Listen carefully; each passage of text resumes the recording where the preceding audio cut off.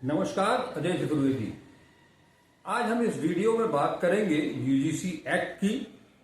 वो एक UGC act जो इसी महीने लागू हुआ और उसके लागू होने के बाद ही सवर्ण हिंदू समाज उसकी मुखालफत में जुट गया।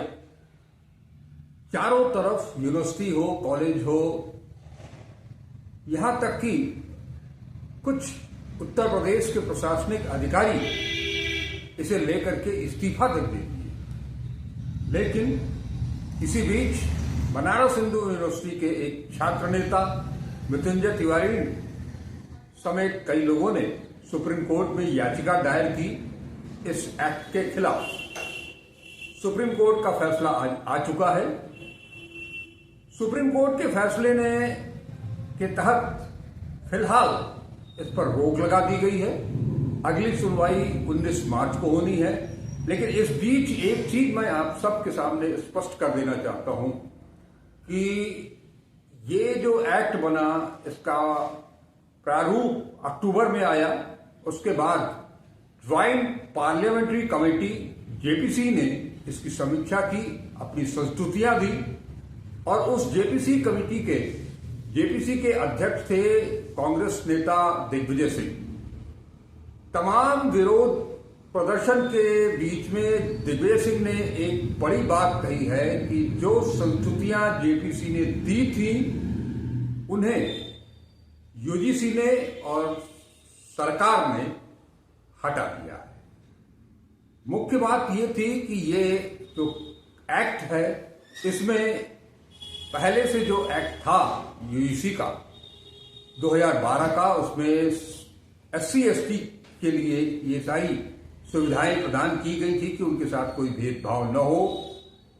लेकिन इस नए एक्ट में ओबीसी को भी शामिल किया गया। विरोध इस बात का था कि पूरे जनरल कैटेगरी के जो लोग हैं, जो बच्चे हैं, उन्हें स्वाभाविक रूप से अपराधी घोषित कर दिया गया। जबकि कमेटी ने बकौल दिग्विजय सिंह उन्होंने कहा कि पुरानी जो 12 की कमेटी थी 2012 की, उसमें भी ये प्रावधान था कि झूठी रिपोर्ट करने वाले के खिलाफ कार्रवाई की जाएगी। लेकिन इस नया जो रूलिंग आई उनकी, जो उनका कानून आया, विनियमन आया, उसमें से इस बात को हटा दिया गया था।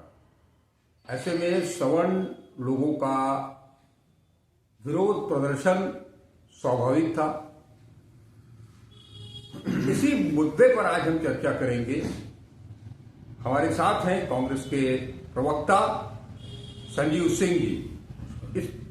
इस पूरे प्रकरण पर संजीव जी, आप क्या सोचते हैं, किस रूप में इस पूरे प्रकरण को लेते हैं? देखिए, ये यूजीसी का जो एक्ट आया, ये सारी चीजें जो शिक्षण संस्थानों में जो दलित और शोषित वंचित समाज के छात्रों के साथ चीजें हुई थी, इसको लेकर के लगातार पिछली सरकार ने भी, जो यूपी की सरकार थी, 2012 में इस पे काम किया था। उसके बाद सुप्रीम कोर्ट के दायरे में चीजें गई और सुप्रीम कोर्ट के तहत ये जिस कमेटी का नाम ले रहे थे, जिसमें कांग्रेस के राज्यसभा के हमारे सदस्य हैं दिग्विजय सिंह जी, और वो उस कमेटी के चेयरपर्सन बनाए गए थे। तो वो एक चेयरपर्सन की भूमिका में थे और ज्यादा से ज्यादा सदस्य तो सत्ताधारी दल के थे।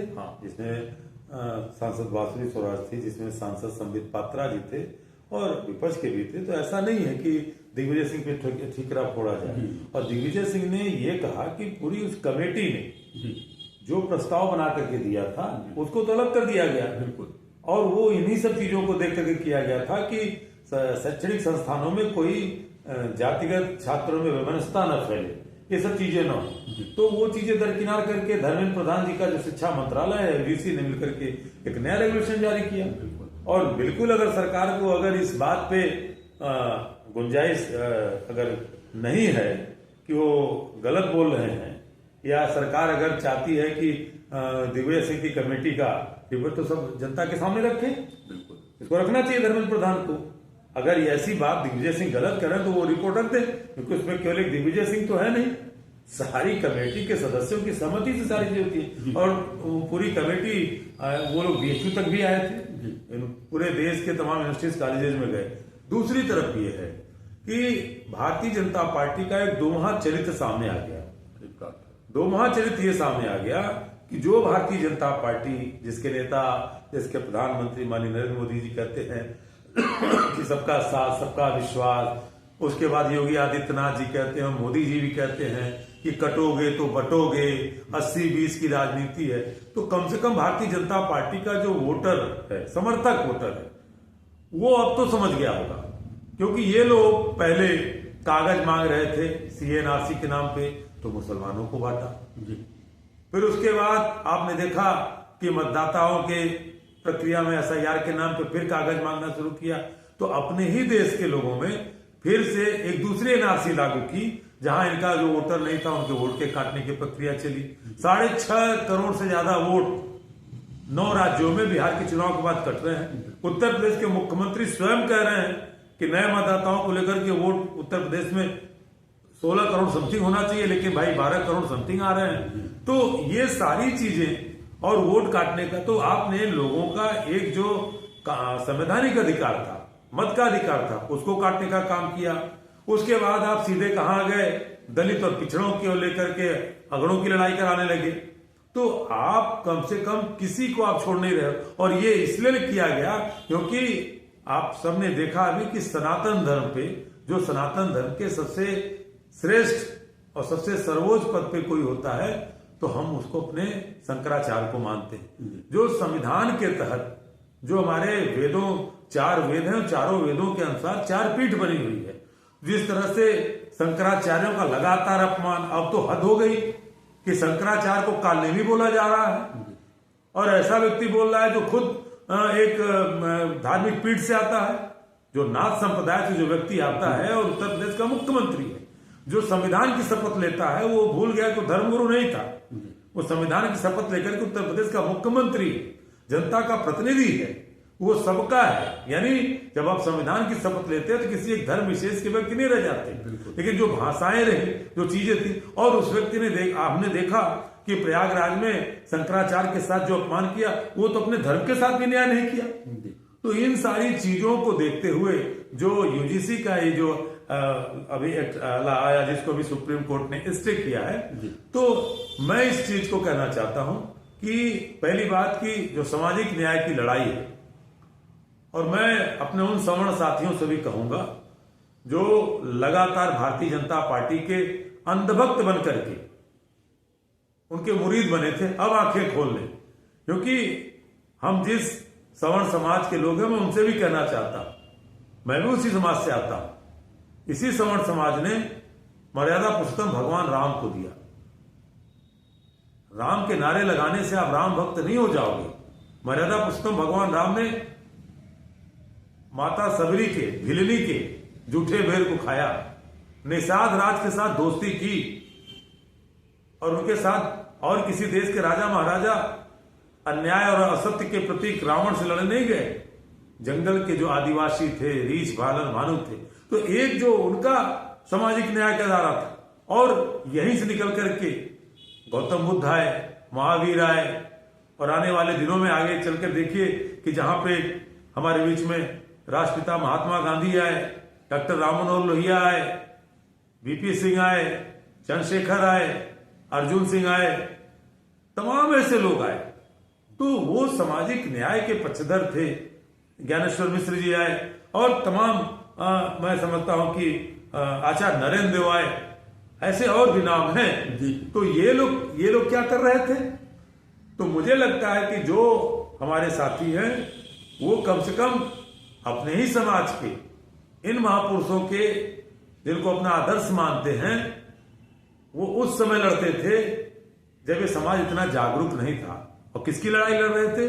जो हाशिए पे समाज खड़ा है, जो हजारों वर्ष से लगातार एक सामंतवादी सोच का दंश झेल रहा है। बिल्कुल। और हमारी बात छोड़ दीजिए, नरेंद्र मोदी जी की सरकार ने बताया है कि साहब 13,000 ऐसे बच्चे जो शोषित, वंचित, दलित, पिछड़े समाज से आते हैं, वो आत्महत्याएं कर रहे हैं। 35 लड़के प्रतिदिन, और उन 35 में 60% ये शोषित दलित वंचित समाज के बच्चे हैं, जिसमें रोहित बेमोला था जी, जिसमें पायल तावड़ी थी जी, जिसमें अनिल कुमार थे, जिसमें वो सोलंकी था, ऐसे तमाम लोग हैं। बिल्कुल।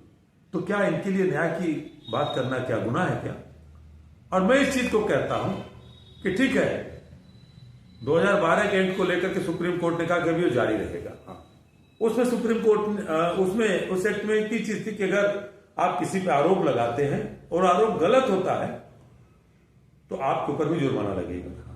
बिल्कुल है कि कोई जो दोषी हो, क्योंकि इस कानून में ऐसा नहीं है कि केवल सामान्य वर्ग का बच्चा होगा। अगर पिछड़ा भी दलित को परेशान करेगा तो वो भी दोषी होगा। अगर दलित भी ईडब्ल्यूएस, जिसमें economical social work weaker section, इसमें सामान्य वर्ग के लोग आते हैं, अगर दलित भी ईडब्ल्यूएस के बच्चे को वो करेगा तो उसके खिलाफ भी कार्रवाई होगी। महिला के खिलाफ तो महिलाओं की कोई जात नहीं, महिला तो सभी महिलाएं हैं, उसके खिलाफ भी अगर ये पिछड़े और दलित करेंगे, ईडब्ल्यूएस के लोग करेंगे, उसके खिलाफ भी जांच होगी और कार्रवाई होगी अगर गलत पाया जाएगा। और अगर उसी में कोई फिजिकली हैंडीकैप्ड है, विकलांग है, तो ये और अन्य वर्ग के लोग भी जो उसमें हैं, जिनको रेमेडी मिल रही है, अगर वो भी करेंगे तो उसके साथ भी वो जांच होगी और अगर दोषी पाया जाए कार्रवाई होगी। कहना इतना है कि जो दोषी हो उनके खिलाफ कार्रवाई हो, जो निर्दोष हो उसके खिलाफ कोई कार्रवाई न हो। चोरी का अगर मुकदमा उसी पे कायम होता है जो चोरी करता है। आप चोरी नहीं किए हो तो आप क्यों डर रहे हो कि आपको चोर बना दिया जाएगा? सीधी सी बात है।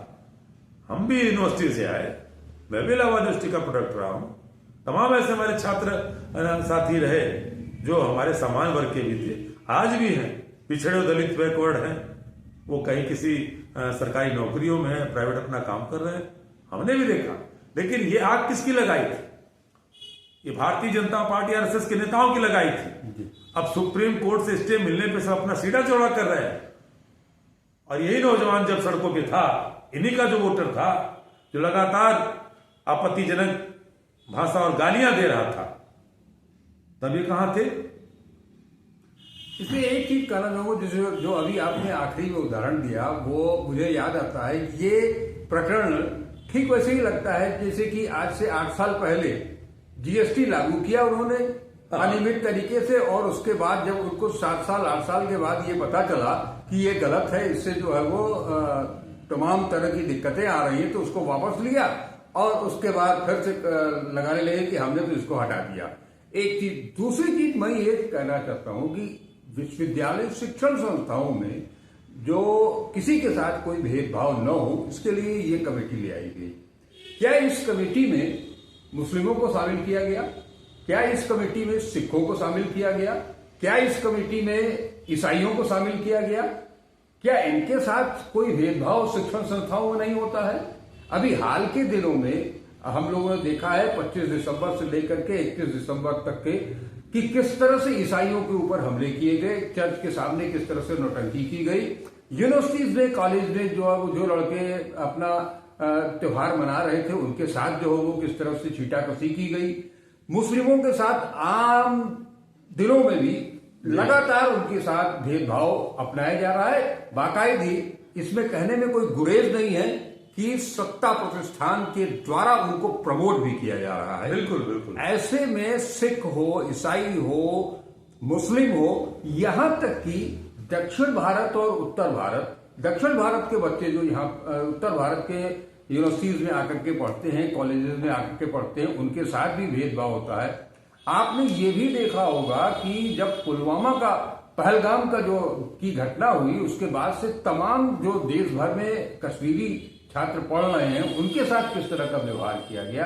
क्या इन लोगों को उस दायरे में नहीं सम्मिलित किया जाना चाहिए? नहीं, बिल्कुल किया जाना चाहिए।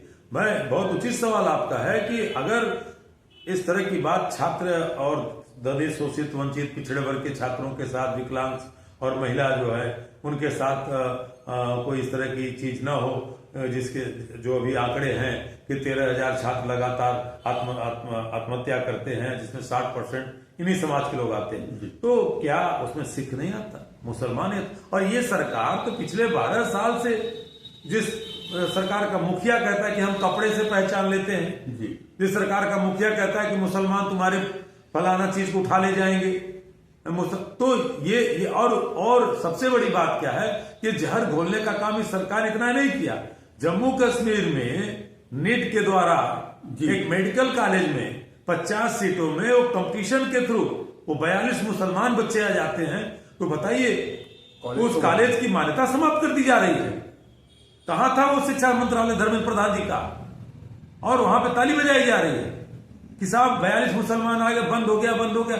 एक कॉलेज नहीं खोलने वाले लोग, गोबर से लिपाई की जा रही है और कहा जा रहा है साहब बिजली नहीं रहेगी तो वो ठंडा। एक ऐसे भी डिग्री कॉलेज के डीयू में प्रिंसिपल है, डीयू से संबंधित जो है कॉलेज की, तो ऐसे ये चीजें चल रही हैं।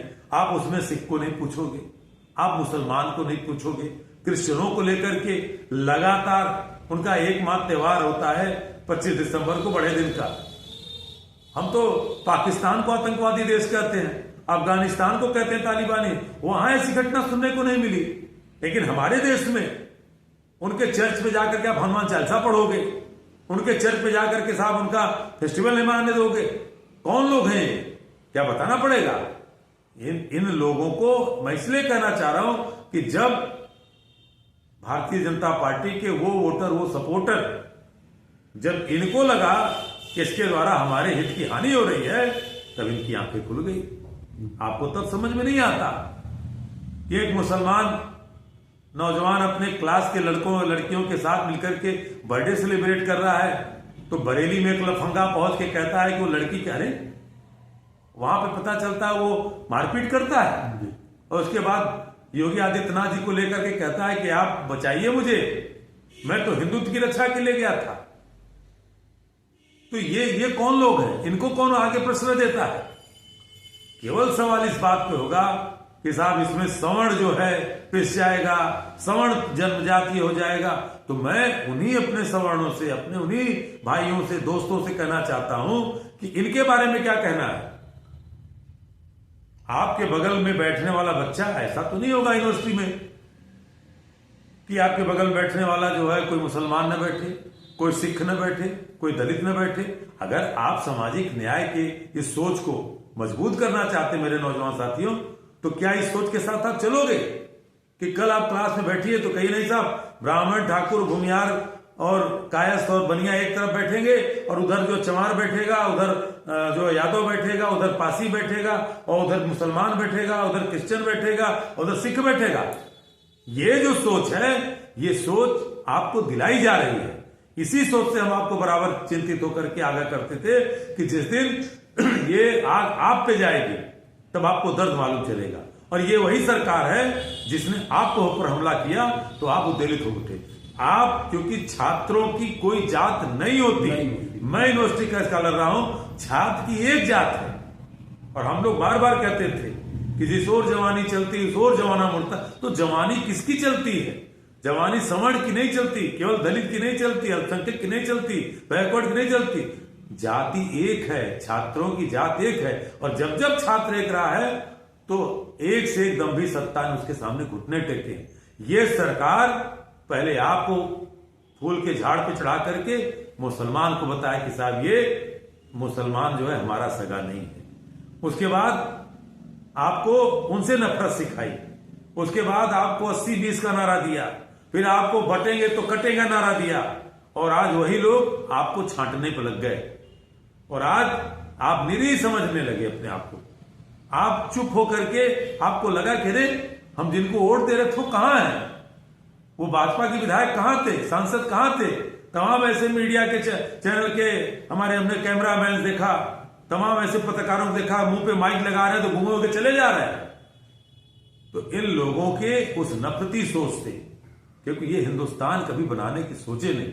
और इनका नारा ही था, जब अंग्रेज गए तो जब 1857 की क्रांति के बाद अंग्रेजों को लगा कि हिंदुस्तान अगर रहना है तो हमें बांटो राज करो की राजनीति बनाना होगा। तो उन लोगों ने जैसे उस समय के हमारे स्वतंत्रता संग्राम सेनानी की हत्याएं कराई, उन्हीं लोगों ने मुस्लिम लीग की स्थापना करी कि मुसलमान एक तरफ चले, उन्हीं लोगों ने स्थापना कराई हिंदू महासभा की, वो एक तरफ चले। और इन लोगों को भी आपने सच देखा कि उस समय के जो मुस्लिम लीग के नेता थे जिन्ना, हिंदू महासभा के नेता थे सावरकर, वक्त आने पे जो लगातार एक दूसरे के खिलाफ जहर उगलते थे और कहते थे, खासकर सावरकर कहते थे कि आपका असली दुश्मन अंग्रेज नहीं है, मुसलमान है। और वहां जहां जिन्ना आपको देखते थे कि वो मुस्लिम राष्ट्र बनाने के लिए हिंदुओं का विरोध करते थे, और जब समय आया तो दोनों मिलकर के पश्चिम बंगाल में, सिंध में, नॉर्दर्न फ्रंट में सरकार बनाए। और जब देश महात्मा गांधी की अगुवाई में भारत छोड़ो आंदोलन करो और मरो का नारा दे रहा था, और 1939 में जहां कांग्रेस की सारी सरकारें बर्खास्त हो गई कि नहीं हमें पूर्ण आजादी चाहिए, वहां ये अंग्रेजों के दलाल सरकार चला रहे थे। और वही आज की वर्तमान राजनीति में इस देश में कहना गलत नहीं होगा, आज के आधुनिक भारत में अगर सावरकर और जिन्ना की भूमिका में कोई है तो सावरकर की भूमिका में मोहन भागवत, नरेंद्र मोदी, योगी आदित्यनाथ हैं, और वहीं जिन्ना की भूमिका में आपके सामने ओवैसी टहल रहा है। इसलिए कह रहा हूं कि अभी महाराष्ट्र में चुनाव हुआ है, महाराष्ट्र में अंकोला में वहां पे ओवैसी की पार्टी और भाजपा की पार्टी मिलकर के वहां नगर पंचायत में अपना विजय का जुलूस निकाल के विजय श्री मनाकर के मिठाई खिला रहे हैं। आपने जो अभी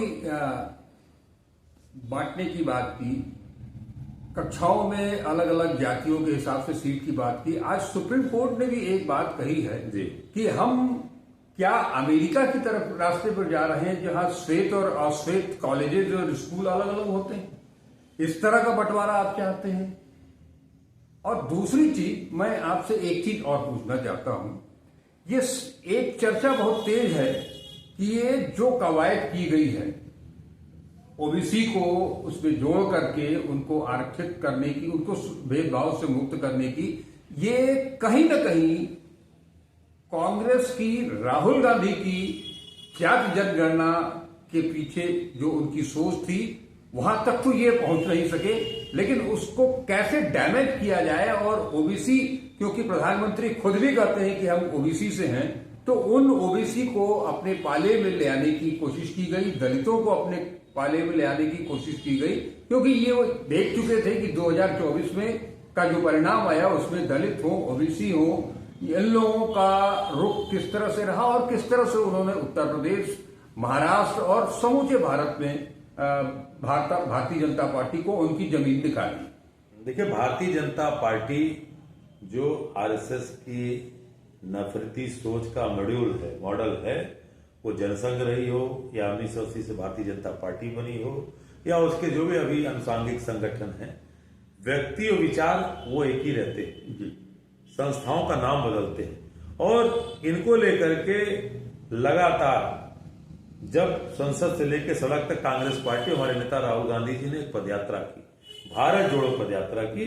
मुझे लगता है कि दुनिया के इतिहास में पहले एक वाइज शख्स है, एक ईमानदार राजनेता है जो 4000 किलोमीटर की यात्रा करने के बाद फिर एक अगली यात्रा की कि जो नागालैंड से लेकर के, माफ करिएगा, मणिपुर से लेकर के मुंबई तक, तो लगभग दोनों यात्राएं मिला 11,500 किलोमीटर की यात्रा उस शख्स ने की। किसके लिए की? लोगों को जोड़ने के लिए, संविधान को, लोकतंत्र को बचाने और मजबूत करने के लिए। और उसी समय राहुल गांधी जी ने संसद में कहा था कि जाति जनगणना हम इसी संसद में लाके रखेंगे। तो देश के प्रधानमंत्री ने क्या कहा था कि जो लोग जाति जनगणना की बात करते हैं वो अर्बन नक्सल है। इसका मतलब अर्बन नक्सल अब कौन है? जब देश चर्चा चाह रहा था तो आपने जाति जनगणना की बात कर दी, पहलगाम की घटना हुई तो आप जाति जनगणना लेकर के चले आए। तो कहीं ना कहीं ये सरकार, एक तो एक्सटर्नल मामले जो है, मतलब हमारी एक्सटर्नल जो चीजें मजबूत होती थी, आज विदेश नीति कहां है?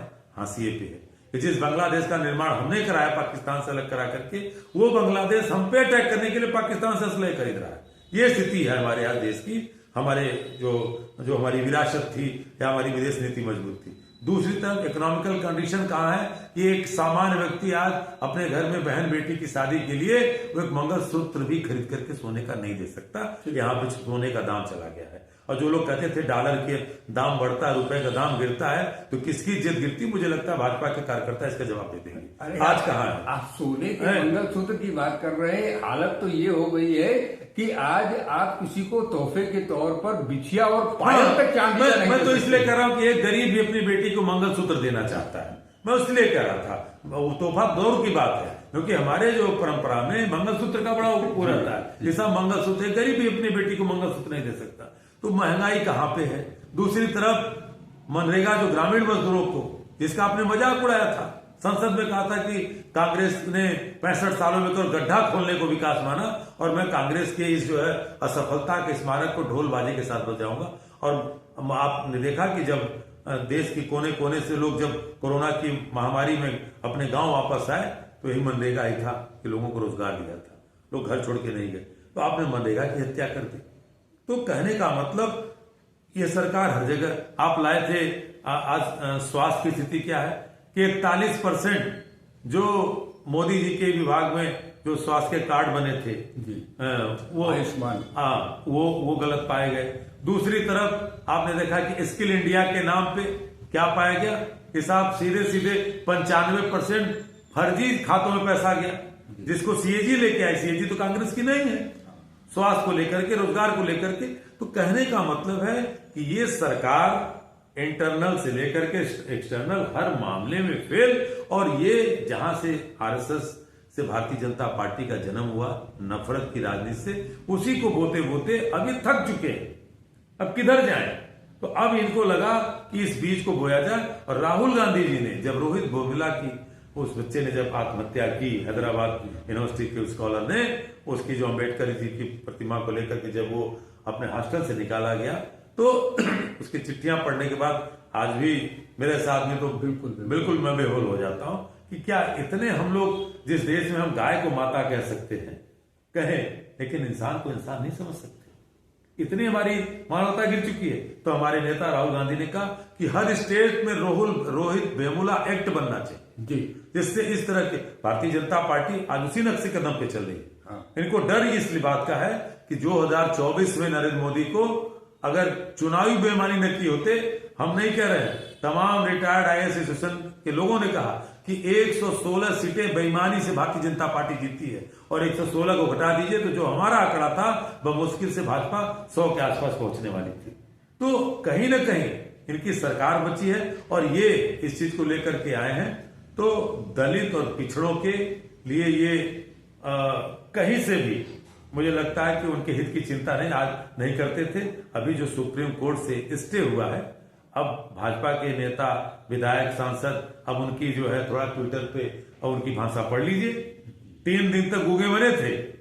इन्हीं का सपोर्टर वोटर जब सवाल पूछ रहा था तब गूंगे बने थे। अभी सुप्रीम कोर्ट का स्टे आया है, तो जितने भाजपा के विधायक हैं, मंत्री हैं, सब ट्वीट कर रहे हैं, हम स्वागत करते हैं, हम आपके साथ हैं। और उन्हीं का कार्यकर्ता पूछ रहा है कि 3 दिन तक कहां थे भैया, क्यों गूंगे बने थे? प्रधानमंत्री के संसदीय क्षेत्र में जो नौजवान धरने पे बैठे थे, वहां पे एक विधायक जी आते हैं, विधायक जी पत्रकारों को कह रहे हैं कि मीठा पानी कराओ, बोल नहीं पा रहे हैं, और आज सारे लोग तो ये वाहवाही लूट रहे हैं। तो मुझे और कुछ नहीं कहना है, मैं इतना ही कहना चाहूंगा अपने, खासकर उस सवर्ण समाज के उन नौजवानों को, कि चोरी का मुकदमा आप पे तभी लगेगा जब आप चोरी किए हो।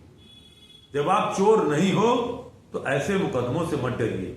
और रही बात किसी कानून की, उसका दुरुपयोग की, तो इसी सरकार में, और सरकारें बहुत सी आई हैं, तमाम कानूनों का दुरुपयोग हुआ है। क्या दहेज उत्पीड़न का दुरुपयोग नहीं हुआ? क्या SC ST का दुरुपयोग नहीं हुआ? क्या MP MLA का दुरुपयोग नहीं हो रहा उसको? क्या ED दुरुपयोग नहीं कर रही है? तो हो रही है ना। लेकिन आप ईमानदार बनिए। लेकिन आप चूंकि छात्र नौजवान हैं, तो छात्रों की जात नहीं होती, छात्र एक जात का होता है। और ये सरकार आपके क्लास के टेबल को, आपके क्लास के चेयर को बांटना चाह रही है कि फला वर्ग की टेबल ये होगी, फला वर्ग की टेबल ये होगी। ये वही लोग हैं जिन्होंने आपसे मुसलमानों को लड़ना सिखाया, मुसलमानों के प्रति घृणा फैलाने का काम किया। ये वही लोग हैं जो आपके बीच में दलितों और शोषित समाज के बच्चों की दूरी बनाने का काम सिखाया। आज इसलिए कह रहा हूं कि बिल्कुल किसी भी शैक्षणिक संस्थान में किसी भी छात्र के साथ कोई भी अन्याय नहीं होना चाहिए, चाहे वो दलित हो, पिछड़ा हो, शोषित हो, वंचित हो, चाहे अल्पसंख्यक समाज में, चाहे मुसलमान हो, सिख हो, बौद्ध हो, जैन हो, और चाहे समान जात का हो। छात्र की जात केवल एक होती है, वो छात्र होता है। और जो भी सरकार इनमें आग लगाने का काम करती है, झगड़े लगाने का काम करती है, उसका सख्त विरोध करिए। उनके मैं आपके साथ खड़ा। जी, बहुत बहुत धन्यवाद आपका संजीव जी। कल भी मैंने इस विषय पर एक वीडियो बनाया था और उसमें एक बात जो मैंने कही थी, आज फिर से मैं उसको दोहराने की बात करूंगा। जिस तरह से आपने बात की कि इस पूरे विश्वविद्यालय हो, शिक्षण संस्थान कोई भी हो, वहां पर छात्र मतलब छात्र होना चाहिए। उसमें कोई जात, बिरादरी, धर्म, संप्रदाय कुछ भी उसमें, यहां तक कि छात्र और छात्रा भी एक ही है, वो भी उनकी भी बिरादरी शिक्षण संस्थानों में एक ही है। तो कृपया छात्रों को लड़ाने का काम बंद कीजिए। उन्हें इस काम इस बात पर हो कि उन बच्चों को कैसे बेहतर शिक्षा मिल सके, कैसे उन्हें बेहतर उनकी योग्यता के अनुसार काम मिल सके। वो यही तो ये नहीं चाहते, ये यही नहीं चाहते कि वो बेरोजगार छात्र 2 करोड़ नौकरियों की बात न करे। वो यही नहीं चाहते कि यूनिवर्सिटी में लगातार बढ़ता जो प्राइवेटाइजेशन है, शैक्षणिक संस्थानों में ये सरकार से सवाल न करे। जो आरक्षण के नाम पे पिछड़े और दलित समाज की जो नौकरियां काटी जा रही हैं, उस पर सवाल न करे। अगड़ों की नौकरियों के नाम पे लगातार जो संविदा की जो उनके फेरिस्त लाई जा रही है, अस्थायी नौकरियां दी जा रही है, इस पे सवाल न करे। सवाल यही है कि अगर इस देश का नौजवान जाग जाएगा, जिसकी बात हमारे नेता राहुल गांधी जी ने कही थी कि जेन जी जागेगा, ये डरे हुए लोग हैं। इसीलिए उस जेन जी में ये जाति का जो घोल डाल रहे हैं। और मैं इसलिए कहना चाहता हूं कि भारतीय जनता पार्टी के ऊपर मेरा एक शोध है आरएसएस के ऊपर, और मैंने इस बात को बार बार कहा है कि भारतीय जनता पार्टी की जो राजनीति धर्म संघ के आधार पर आधारित है, वो धर्म और राजनीति का जबरदस्त कॉकटेल है, जबरदस्त गठजोड़ है। और जब आरएसएस, जब भाजपा धर्म की राजनीति हारती है, या जब राजनीति में हारती है, माफ करिएगा, राजनीति में हारती है, तो धर्म की राजनीति में शरणागत हो जाती है, जात के राज में शरणागत हो जाती है। ये वही आरएसएस है। पहले आपको देशभक्त बनाएगी, पहले आपको कट्टर हिंदुत्व बनाएगी, इसकी राजनीति करती है। 80-20 की राजनीति करेगी, बटो कटो की राजनीति करेगी। और प्रधानमंत्री स्वयं एक वर्ग विशेष के लोगों को, मैं खुल के कहता हूं, मुसलमानों के खिलाफ विष व्याप्त करते हैं। और जब इससे थक जाते हैं तो धर्म की शरण में चले जाते हैं। तो मैं अपने नौजवान भाइयों बहनों से कहना चाहता हूं कि इनकी इस दोगली राजनीति को आप समझिए, और शैक्षणिक संस्थान को, जो विद्या का मंदिर है, वहां पे आप जिस सरस्वती को ग्रहण करने जा रहे हैं, उस माहौल को जीवंत और जिंदा रखिए। क्योंकि आपके बगल में बैठने वाला साथी आपका भाई है, आपका दोस्त है। हम लोग यूनिवर्सिटीज कॉलेज में हमारा पार्टनर भी पिछड़े जात का था, हमने नहीं देखा, क्योंकि हम ये मानते थे कि हमारा साथी है। लेकिन ये आपको रास्ता बता रहे, इसलिए कि हमेशा जिन लोगों ने देश को जोड़ने का काम नहीं किया, आजादी के पहले जिन लोगों ने जाति और धर्म के नाम पे देश को बांटने का काम किया, वो आज आपकी रहनुमाई करेंगे। जो लोग बाबा साहब अम्बेडकर की प्रतियों को जलाए, जो संविधान की प्रतियों को जलाए, जिन लोगों ने दलितों के खिलाफ हमेशा विस्मरण किया। और ये भूलने वाली बात नहीं है कि जब बीपी सिंह जी जब पिछड़ों दलितों के लिए मंडल आयोग की रिपोर्ट ला रहे थे, तो कमंडल कौन लाया था? किसने धर्म की राजनीति की? किसने जात को बांटने और उसमें बात की? जब अर्जुन सिंह पिछड़ों को 27% रिजर्वेशन देने की बात की शैक्षणिक संस्थानों में, ताकि उसी अर्जुन सिंह जी के मध्य प्रदेश में पिछड़ों का आरक्षण खाया जा रहा है। किसकी सरकार है? भारतीय जनता पार्टी की सरकार है।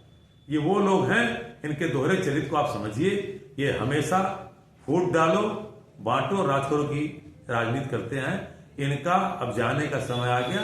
बस मेरे नौजवान साथियों, आप चेतिए, क्योंकि भविष्य आपका है। अगर चाहते हैं कि सुनहरे भविष्य का निर्माण हो, तो ऐसे नफरत वाली सोच को तत्काल आने वाले चुनाव में विदा करिए और इनके संगठनों से त्यागपत्र देकर के एक स्वर्णिम, एक सशक्त और एक मजबूत युवा शक्ति का भारत बनाने के लिए आगे आइए। बिल्कुल। मैं अपनी बात और इस चर्चा को एक लाइन में खत्म करना चाहूंगा। कल भी मैंने कहा था, आज फिर मैं उसको दोहराऊंगा कि जो लोग मोहम्मद गजनी और औरंगजेब और मुगल काल को लेकर के आज के मुसलमानों को नफरत की निगाह से देखते हैं, उससे प्रताड़ित करते हैं, उन्हें दंडित करते हैं, ऐसी सोच कम से कम हमारा हिंदू समाज और उनके सवर्णों को कतई शोभा नहीं देता है कि वो मांग करें कि हमारे पूर्वजों ने क्या किया, उसकी खता हम क्यों भुगतें। इन दोनों को एक साथ एक स्केल पर ले आना होगा। जिस तरह से आज का मुसलमान इस देश का है, उसे भी बराबरी का हक है, उसी तरह से आपका सवर्ण हिंदू भी वैसे ही है, उसी कैटेगरी में ले आकर के इसी सरकार ने खड़ा किया है। इस बात को भी समझने की जरूरत है। बहुत बहुत शुक्रिया आपका भी, आप सभी दर्शकों का भी। हम फिर मिलेंगे किसी नए मुद्दे के साथ। तब तक के लिए आज्ञा दें। वीडियो कैसा लगा जरूर बताइएगा, इसे ज्यादा से ज्यादा शेयर करें और चैनल को सब्सक्राइब नहीं किया तो सब्सक्राइब जरूर करें। नमस्कार, अजय चतुर्वेदी।